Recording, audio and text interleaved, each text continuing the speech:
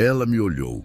Não foi um olhar vago nem de susto. Foi direto, consciente, como se ela estivesse me pedindo uma última coisa. E eu não entendi. Ou entendi tarde demais. Mas entenda uma coisa. Ela me olhou viva. E foi enterrada viva. Por culpa minha? Depende de quem lê o relatório. No papel, o erro foi do sistema. No corpo dela, o erro foi de todos nós. Isso aconteceu há alguns anos, mas eu ainda evito passar perto de valas abertas. Mesmo hoje, se eu estiver em alguma zona de resgate e sinto o cheiro de terra molhada com ferrugem, minha mão começa a tremer sozinha. Esse caso foi no Vale do Jequitinhonha. Não sei se alguém que está ouvindo aí é daquela região, mas sabe, quando chove muito lá, o barro não escorre, ele engole. Tinha chovido por uns 12 dias sem parar. Eu já estava de plantão fazia tempo, em zona rural, dormindo dentro de viatura, comendo bolacha velha de lanche comunitário e trocando de camisa no mato. No terceiro dia de escavação, eu já tinha atendido 3 corpos, nenhum vivo. Todos soterrados, todos frios, todos com aquele cheiro de água parada e tempo perdido. Ali já tinha virado um enterro a céu aberto, só que sem caixão. Naquele dia específico, a gente estava com uma equipe mista. Tinha socorrista contratado, bombeiro de outro estado, estudante de enfermagem, voluntário e até curioso sem crachá. O chão ainda estava cedendo e tudo era feito com pressa e no grito. Um coordenador da Defesa Civil passou no rádio que uma casa simples, com 2 pessoas desaparecidas, tinha sido localizada abaixo do barranco. Já era tarde.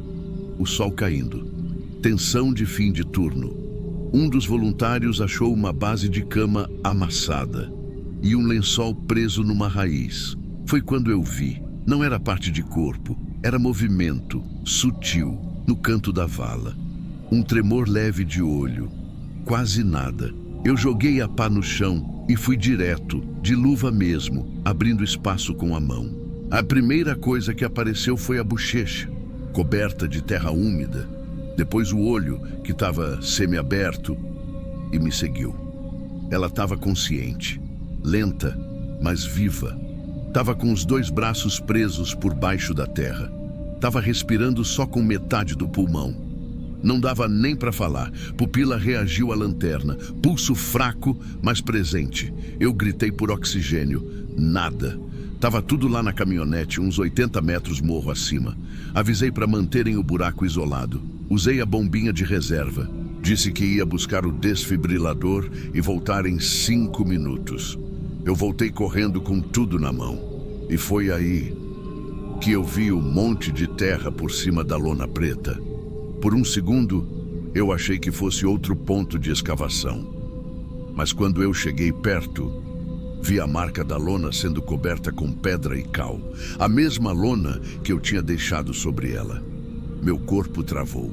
Um rapaz da equipe, novato, técnico civil chamado Vinícius, se não me engano, apareceu dizendo que já tinham resolvido aquele caso. Eu não entendi. Ele disse que foi checado e que já estava sem resposta à manobra, que ele próprio tinha preenchido a papelada, mas ninguém me chamou, ninguém tocou nela, não teve manobra nenhuma. Ele deu como morta uma mulher viva. Eu entrei em pânico, rasguei a terra com as mãos, tirei pedra, lona, lama, gritei por ajuda, ninguém chegou. Os outros já estavam indo embora, se preparando para fechar o turno. Eu ainda consegui ver parte do rosto dela. O olho já não se mexia. A boca estava aberta. Ela morreu sufocada na minha ausência, enterrada por erro, enterrada como se fosse lixo. Ela não gritou, nem tossiu, nem deu tempo. Eu não lembro do nome dela, mas lembro do que vi, da forma como ela me olhou, como se tivesse certeza que eu ia voltar. E eu voltei, mas tarde demais. No dia seguinte, eu fui tirar satisfação. O coordenador da base me levou num canto e falou baixo: "Não adianta procurar culpado em campo, doutor. Aqui todo mundo erra." E me pediu para não mencionar nada no relatório. A ficha dela foi assinada com outro horário, outra versão. A causa da morte, segundo o papel, Foi asfixia pós-trauma de soterramento sem resposta à tentativa de reanimação. Mas não teve tentativa, não dela, não de ninguém. Só eu, que tentei e falhei. Tem gente que carrega a medalha de missão cumprida. Eu carrego o olhar de uma mulher que morreu porque alguém achou que ela não valia mais o tempo de esperar 5 minutos. E isso não sai da cabeça, nem da alma. Depois daquele dia, eu não voltei mais para o Vale. Fui transferido de operação, pedi o rodízio mais rápido da minha carreira e aceitei qualquer base que me deixasse longe de terra molhada. Fiquei 2 meses na capital, só acompanhando plantões em zona urbana. Mesmo assim, toda vez que escuto alguém batendo pá no chão, meu estômago vira. Tem coisa que o corpo lembra antes da mente. E o pior é que ninguém mais falou sobre ela. Nem na equipe, nem nos bastidores, nem nos papéis. Foi como se ela tivesse sido soterrada 2 vezes, uma no barro e outra na consciência dos outros. Sabe o que me incomoda até hoje? Não foi só o erro. Foi o sossego com que aceitaram o erro. Teve gente que viu, que sabia que ela estava viva, que ouviu meu grito pedindo para isolar, e mesmo assim deixaram aquele técnico lá decidir por conta. E eu não fiz escândalo, não denunciei. Por quê? Porque no fundo, eu fiquei com medo de descobrirem que fui eu quem saiu de perto, que fui eu que deixei ela ali. Por mais que tivesse sido por poucos minutos, foi tempo o suficiente para tirarem a vida dela sem ninguém notar. Eu pensei em pedir afastamento, mas quando você trabalha com resgate, afastar não resolve. Porque o cheiro vai com você, a lembrança da respiração fraca, o olho fixo, tudo isso vem no banho, no trânsito, no silêncio do quarto. Durante muito tempo, eu continuei atendendo normalmente. Por fora, estava tudo bem. Mas por dentro, a pergunta era sempre a mesma. E se fosse minha filha ali, minha irmã, minha mãe? E eu respondo para mim mesmo até hoje, eu teria matado igual. Teve um dia que eu estava no supermercado, vi uma mulher parecida, mesma idade, mesma pele morena, cabelo preso. Ela me olhou, sorriu, do nada, e meu coração travou como se fosse ela voltando para cobrar o que eu não fiz. Foi ali que eu percebi que não era só trauma, era culpa, culpa mesmo. Não da que passa com terapia ou com oração, mas da que você segura quieto e aprende a conviver. Alguns colegas disseram que eu estava levando isso a sério demais. Faz parte da profissão, eles diziam. Mas me desculpa, morrer soterrado porque a terra caiu é diferente de morrer soterrado porque alguém não quis esperar. A gente não pode normalizar erro só porque está em zona de risco. Não pode chamar de fatalidade o que foi pressa, descuidado ou descaso. Hoje em dia, eu continuo trabalhando. Menos em campo, mais em áreas de coordenação e análise. Mas às vezes, quando passo por algum povoado em área de encosta, eu paro o carro, olho para cima e fico imaginando quantas outras pessoas a gente enterrou sem saber. Quantos nomes não foram anotados? Quantos olhos viram socorro chegando e depois só terra? Eu nunca falei disso antes, nem para minha mulher, nem para os colegas, nem para os relatórios. Falei agora, aqui, porque eu cansei de fingir que não lembro do rosto dela, do jeito que ela me olhou, da esperança que ela teve em mim. E eu quero que isso fique registrado em algum lugar, nem que seja aqui nesse canal, nem que seja só como um relato perdido entre tantos, porque se ela não teve nome no relatório, ela vai ter voz agora, mesmo que seja tarde, mesmo que seja só isso. Obrigado por ouvirem. Não foi fácil dizer, mas pior ainda é passar uma vida inteira calado, fingindo que as mãos estão limpas, quando a gente sabe que não estão.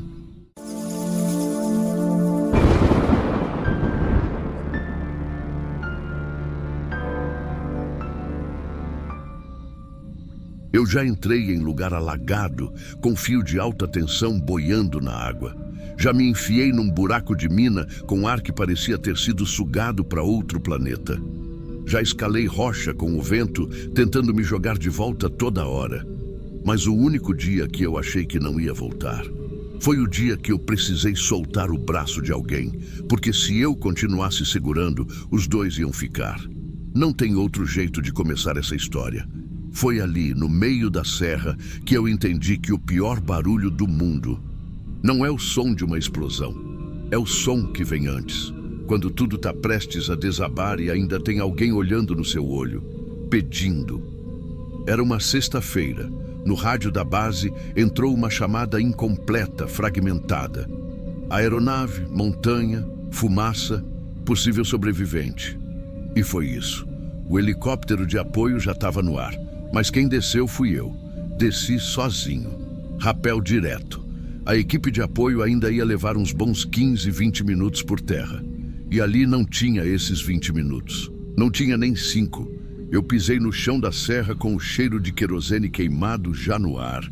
E não era um cheiro de coisa pegando fogo. Era de coisa derretendo. A fuselagem estava torta, virada de lado, uma asa cravada no chão e a outra sumida.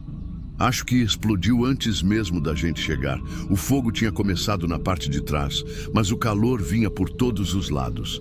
A frente ainda resistia e foi por lá que eu entrei. Não tem filme, não tem treinamento.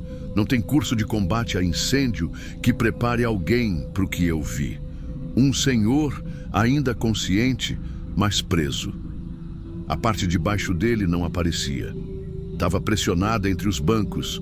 Não sei se era a estrutura do assento ou o piso dobrado, mas ele não conseguia sair. Do lado dele, uma menina, no máximo 7 anos. Queimaduras no braço, o rosto sujo. Mas o que mais me assustou foi o jeito que ela olhava para o nada, parada, sem nem piscar. Ela já estava indo embora por dentro, se é que você me entende. Eu ajoelhei. Falei com os dois. O senhor respondeu. Ela não. Tentei puxar a parte de cima dele. Nada. Tentei deslocar um pedaço do banco, usando o pé, com o peso do corpo. Escorregava. O calor fazia a mão perder força. E aí ele pegou meu braço. Ele não falou nada. Não tinha mais voz, mas os olhos dele estavam dizendo o que eu não queria ouvir. Leva ela. Eu não sei se foi um pedido, se foi uma ordem, ou se foi só um olhar de alguém que já entendeu que não ia sair dali. Eu queria pelo menos tentar mais uma vez, mas aí teve aquele estalo. Sabe quando a estrutura do metal começa a ceder? É um som oco, abafado, que vem de dentro da barriga do fogo. Quem trabalha com isso aprende. Quando começa esse tipo de estalo, você tem segundos, não minutos, segundos. Eu virei para a menina. Ela não esboçou nada, nem resistência. Puxei ela com os 2 braços pelas axilas. Ela estava leve demais, leve de um jeito que não é normal para uma criança. Na hora que eu saí da fuselagem, com ela no colo, a lateral já estava se dobrando para dentro. Eu ouvi a estrutura desabando atrás. Corri. Não sei como ainda consegui correr com o corpo envergado, com aquela fumaça nos olhos, com o chão irregular. Corri com ela no braço, meio tropeçando, meio arrastando. A explosão veio atrás de mim, me jogou no chão. Mas não foi a explosão que eu mais lembro. Foi o barulho que veio antes. Foi o momento em que eu parei de tentar salvar alguém para salvar outra pessoa. E foi o jeito como a mão dele escorregou da minha, como se ele tivesse soltado antes de mim, para eu não carregar a culpa inteira. Mas não adiantou. Até hoje, eu não consegui devolver aquele olhar. A menina não chorava, nem tossia, só olhava, como se ainda estivesse lá dentro e o corpo tivesse vindo antes da mente.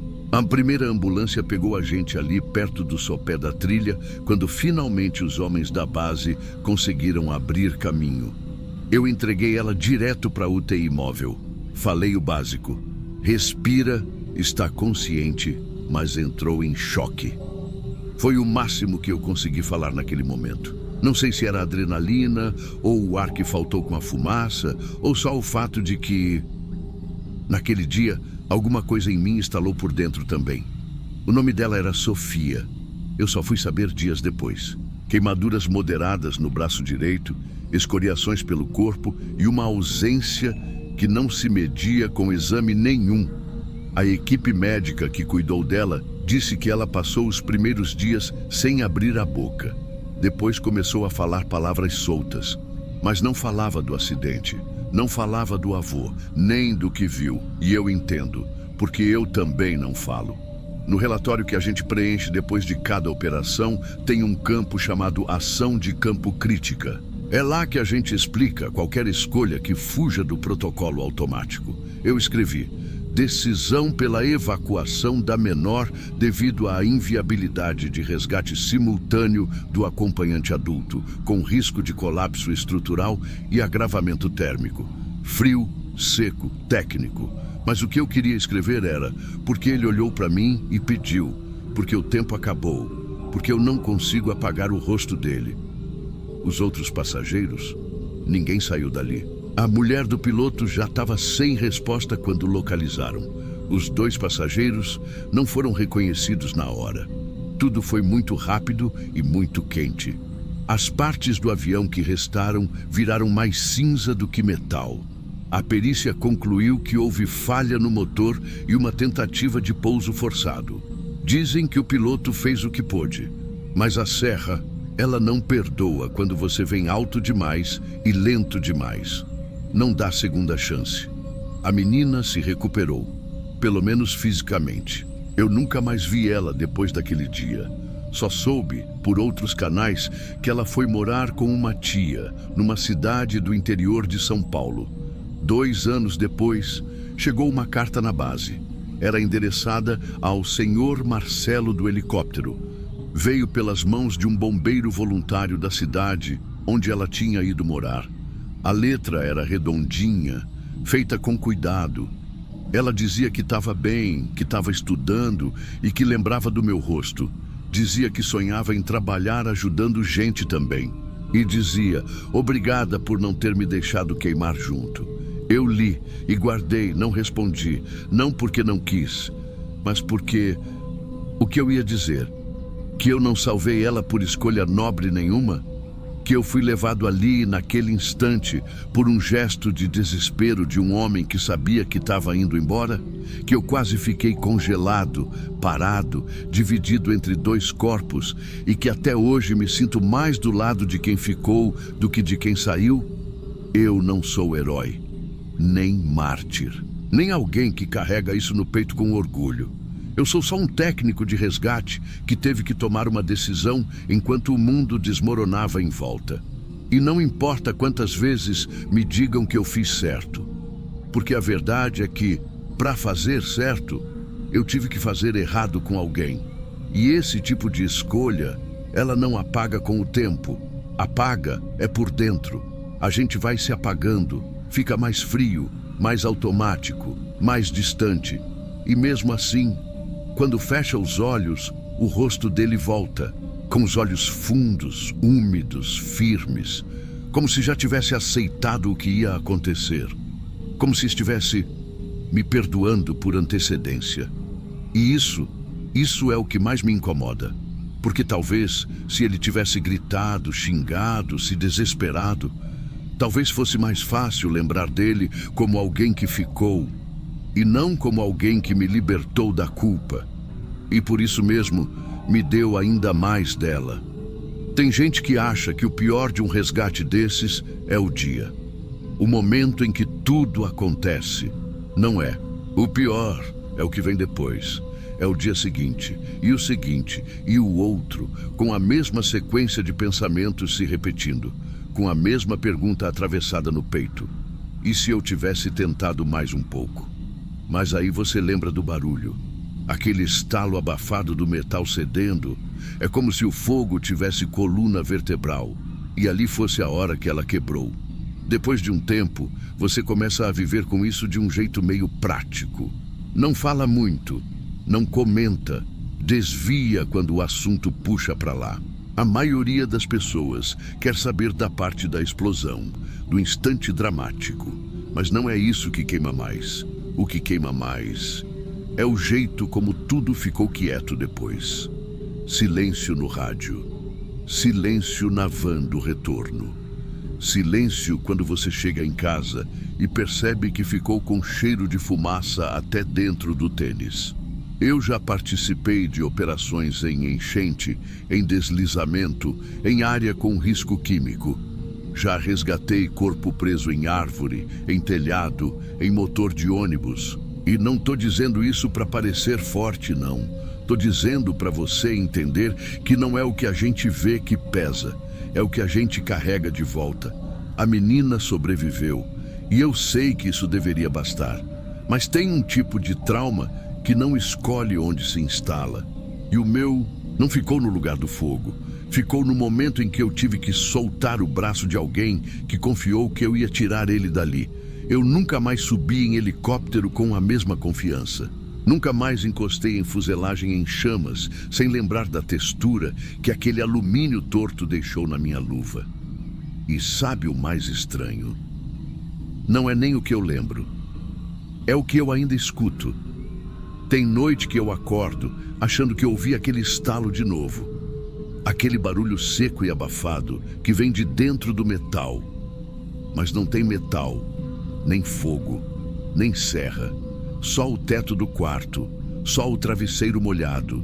Só o relógio fazendo tic-tac baixo demais para incomodar, alto demais para deixar esquecer. Teve uma época em que eu pensei em parar, pedir afastamento, mudar de área. Mas aí, eu lembro que, mesmo com tudo isso, alguém saiu viva dali. E isso me segura. Não como um prêmio, mas como uma lembrança de que, naquele dia, eu ainda consegui trazer um para fora, mesmo tendo deixado o outro para trás. Eu não conto essa história com frequência. E quando conto, nunca é do mesmo jeito. Às vezes falo do calor, outras vezes falo da menina. Mas tem dia que eu só falo do jeito como ele me olhou. E é nesse dia que eu durmo pior. Porque aquilo não foi um olhar de desespero, nem de medo. Foi uma entrega. Como se ele dissesse, vai, só vai. E eu fui. Mas toda vez que a gente vai, a gente deixa alguma parte da gente no lugar. A minha ficou ali, naquela encosta da mantiqueira, na sombra do que sobrou da aeronave, no espaço entre dois bancos de alumínio torto, com fumaça vindo de baixo e um braço estendido que, naquele dia, eu precisei soltar. Se esse relato te prendeu até aqui, se você ficou em silêncio junto com ele, então se inscreve no Diário de Terror. Aqui a gente não inventa susto. A gente conta o que não sai da cabeça de quem viveu. Ativa o sino, porque toda semana tem história nova. E tem coisas que não dá para esquecer sozinho.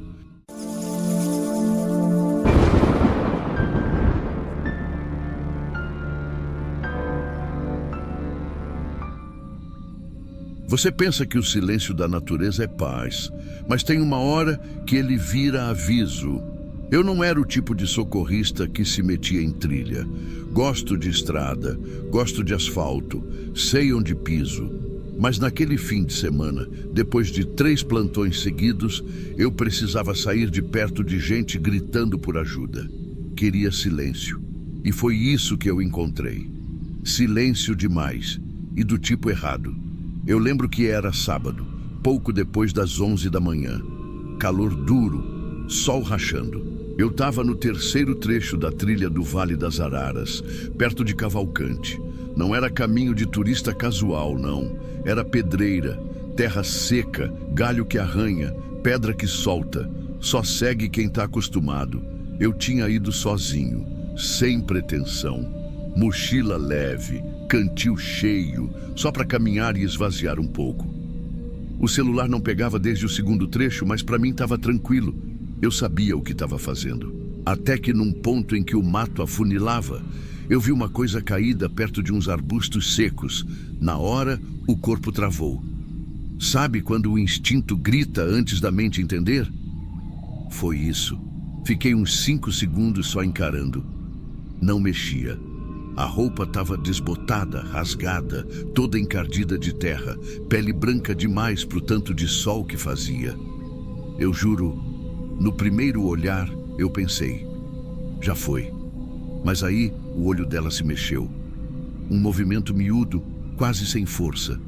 Mas era vida. Na hora, eu abaixei, Fiz o que a gente é treinado para fazer. Encostei 2 dedos no pescoço.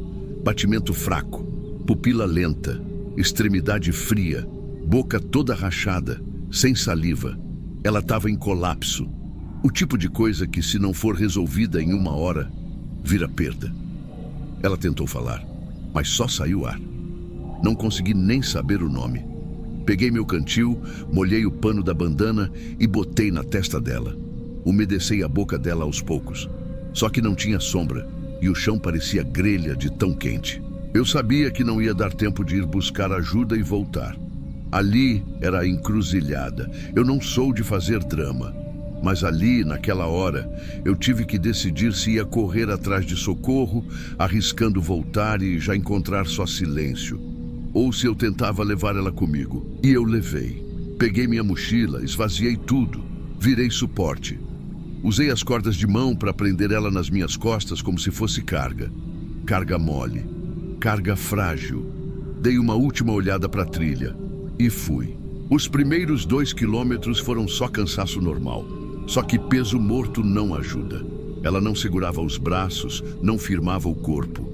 Era como carregar água em saco de pano. Eu parava a cada 15 minutos, botava ela no chão com cuidado, conferia a respiração, pingava água na boca, massageava as mãos. Ela não falava, mas os olhos ainda me encaravam. Eu tinha um olhar grudado nas costas. E o tempo virou meu inimigo. Teve uma hora em que meus braços começaram a formigar, ombro queimando, joelho bambeando. Eu escorreguei numa descida de cascalho e caí com ela. Caí feio. O susto foi maior que a dor. Mas quando eu virei ela para ver se ainda estava ali dentro, o olho ainda mexia. Levantei. Não deu tempo nem de pensar se ia continuar. Eu continuei. Não sei quantas vezes pensei em parar. Não para desistir, só parar, sentar, deixar o corpo descansar 5 minutos. Mas toda vez que esse pensamento aparecia, eu lembrava da respiração dela no meu ouvido. Aquela respiração falha, quase sumindo. E eu pensava, se eu parar, ela para junto. Continuei. Comecei a contar os passos em voz baixa. Era uma forma de me manter ali. 100 passos, checava. 200, molhava os lábios dela. 300, parava e encostava o ouvido no peito. Era como carregar uma bomba prestes a falhar. O sol virou punição. Tinha lugar onde a sombra era só miragem. Eu tirava o chapéu dela e colocava sobre o rosto, mesmo que batesse vento, o rosto dela já estava começando a queimar. Eu olhava para ela e via uma mistura de criança perdida e adulto vencido. Não tinha mais idade, nem nome, nem fala. Só um corpo leve demais para a idade. E cada minuto que eu andava, ela ficava mais leve ainda.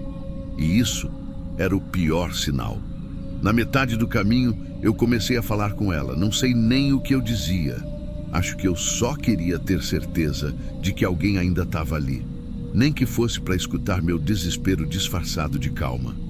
Tá indo bem. Só mais um pouco. Aguenta aí. Teve uma parte da trilha em que eu quase larguei tudo. Uma subida de pedra solta, inclinação forte. Eu tentei com ela nas costas, mas o corpo não subia. Tirei ela, botei deitada no chão e subi sozinho para ver se achava alguém. Nada. Desci. Amarrei ela de novo. E subi de costas, os 2 joelhos tremendo. Quando cheguei no alto, a vista abriu. Lá longe, eu via uns carros, umas barracas. Era o ponto de apoio do Mirante das Pedras. Ali, eu soube que dava. Só que eu ainda estava a mais de 3 quilômetros. E eu não podia cair. Não mais. A última meia hora foi devagar. Eu já não sentia os braços. As costas estavam abertas de dor. Mas a cabeça estava firme. Porque ela ainda respirava. Fraca, mas respirava. Quando eu cheguei no Mirante, a primeira pessoa que me viu achou que era casal passando mal. Até perceber o estado dela. Aí virou tumulto. Ligaram para o resgate. Demorou quase 1 hora para o helicóptero vir. Eu fiquei ali, sentado no chão, sem falar, só com a cabeça encostada na pedra quente. Meus braços tremiam, mesmo sem peso nenhum. O som do rotor do helicóptero chegando foi a única coisa que me fez perceber que eu estava no mundo ainda. Levaram ela. Antes de irem, um dos paramédicos disse que ela ia ter chance, mas que era quase milagre ela ter durado até ali. Fiquei sabendo depois que ela estava desaparecida há 12 dias. Saiu para fazer trilha com uma amiga, se separaram num desvio e ela se perdeu.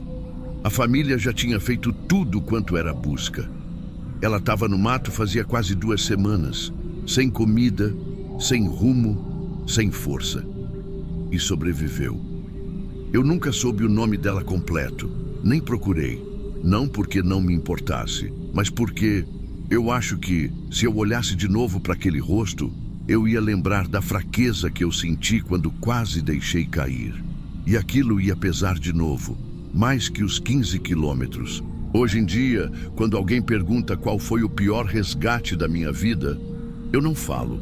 Eu só fecho o olho e sinto o peso de novo, nas costas, no braço, no som da respiração dela sumindo aos poucos no meu ouvido e no vazio de nunca mais saber se aquela menina ficou bem de verdade.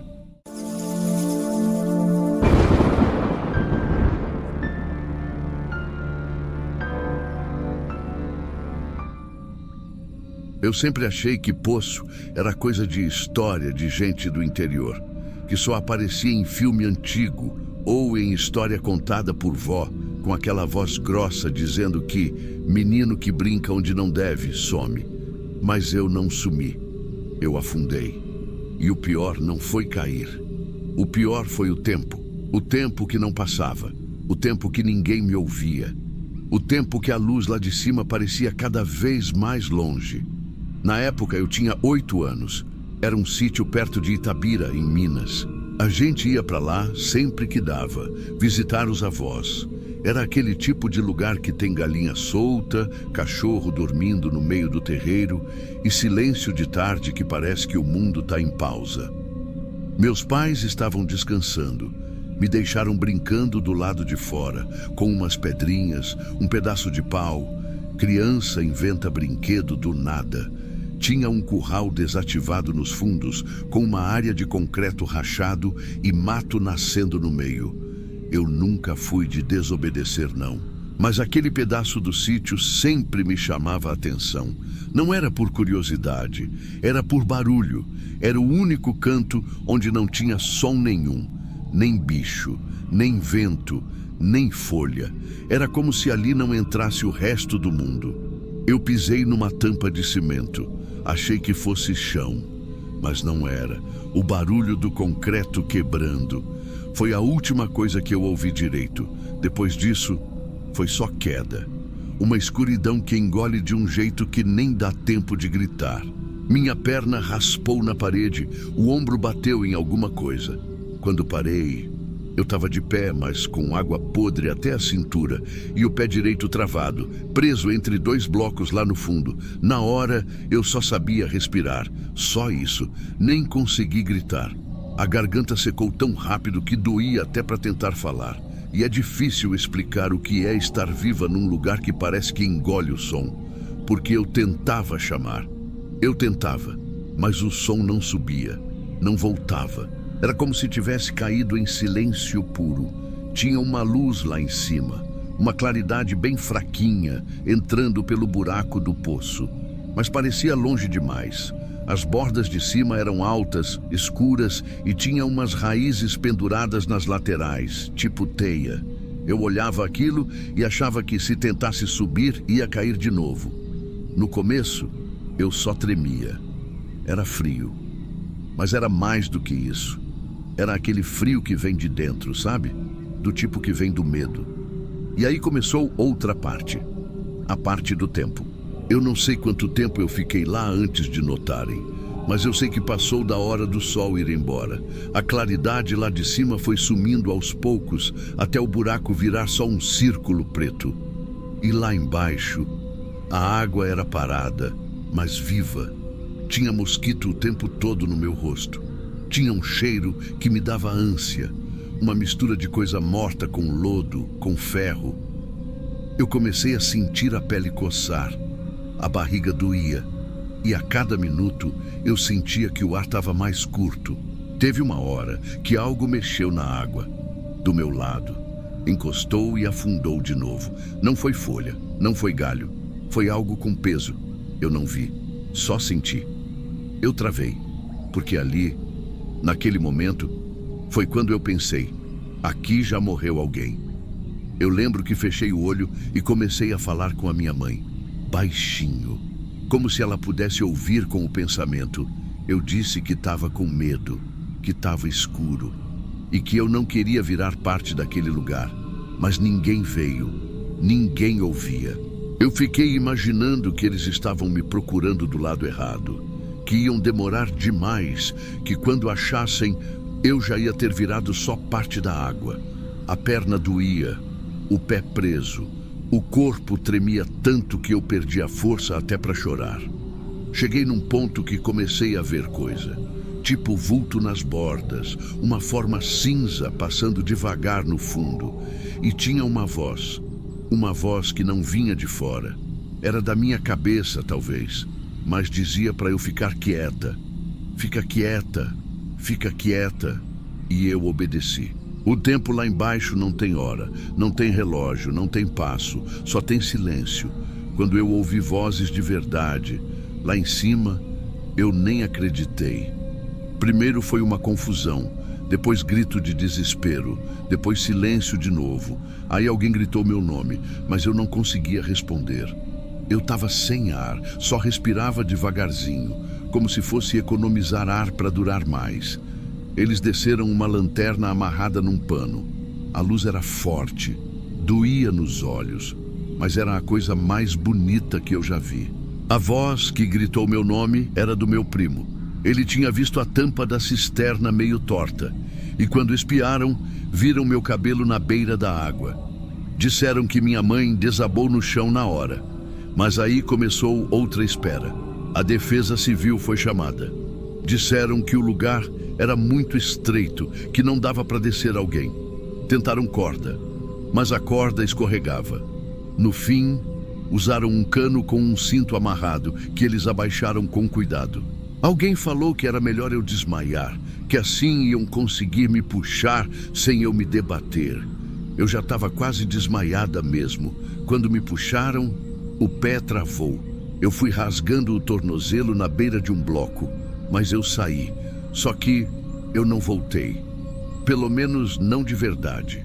Eu lembro da sensação de sair, do frio virando calor, da pele grudada em outra pele.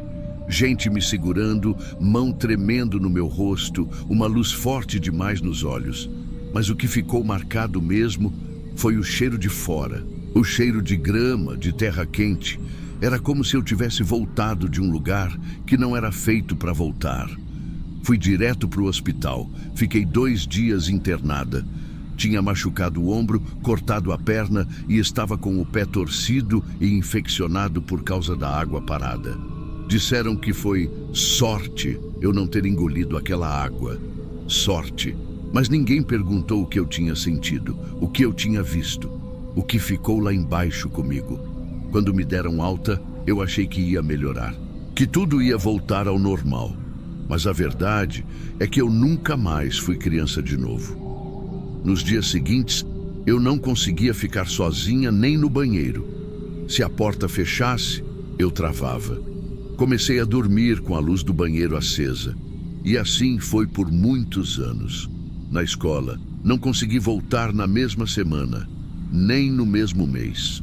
Toda vez que eu ficava numa sala com a janela fechada, meu coração acelerava, o corpo tremia. Eu achava que o teto ia fechar sobre mim. Uma vez me trancaram sem querer no depósito da cantina. Era só por uns minutos, mas eu quase desmaiei. E eu não falava sobre o poço. Ninguém me forçou, ninguém tocou no assunto. Parecia que todo mundo ao redor achava melhor fingir que não tinha sido tão ruim assim. Mas foi o pior lugar que eu já estive. E o mais silencioso. Com o tempo, fui voltando para a rotina. Fui crescendo, fui me adaptando às coisas. Mas tem coisa que cresce junto com a gente, né? Eu desenvolvi um medo que não tem nome, Não é só claustrofobia, é um medo de ser esquecida num lugar apertado, de ninguém ouvir, de ninguém procurar, de ficar viva num lugar que ninguém sabe que você tá. Hoje eu trabalho como atendente de enfermagem, lido com gente em dor o dia inteiro. E mesmo assim, tem dias que o passado me puxa.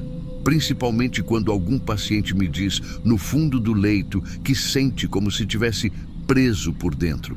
Eu entendo. Mais do que devia. Teve uma vez que a energia caiu no hospital. Ficamos presos no elevador por uns minutos. Era só pane, mas eu comecei a suar frio. A minha cabeça voltou para o fundo da cisterna. Senti aquele cheiro de novo. Aquela água batendo na cintura. Aquela coisa que mexeu e encostou. Meu corpo travou. E eu descobri ali que nunca mais saí completamente daquele poço. Faz mais de 20 anos. E eu nunca mais fui no sítio. Nunca mais pisei naquela parte do terreno. O curral desativado virou depósito. A tampa da cisterna foi cimentada de vez. Mas eu sei onde ela está. Mesmo sem olhar, mesmo de longe, eu sinto. É como se uma parte minha ainda estivesse lá embaixo, me olhando de volta. E por mais que eu tente esquecer, às vezes quando eu tô sozinha, eu ouço. Não um grito, não um barulho, mas aquele silêncio que engole o som. Ele volta, fica me rondando, como se estivesse esperando a próxima hora errada, o próximo passo fora do lugar, a próxima criança que brinca sozinha. E é por isso que eu conto isso agora. Porque tem gente que acha que o terror é feito de monstros e aparições. Mas tem terror que não precisa fazer barulho. Ele só precisa de um lugar estreito, sem saída, onde ninguém escuta. E é isso. Eu fui resgatada, mas teve uma parte de mim que ninguém puxou.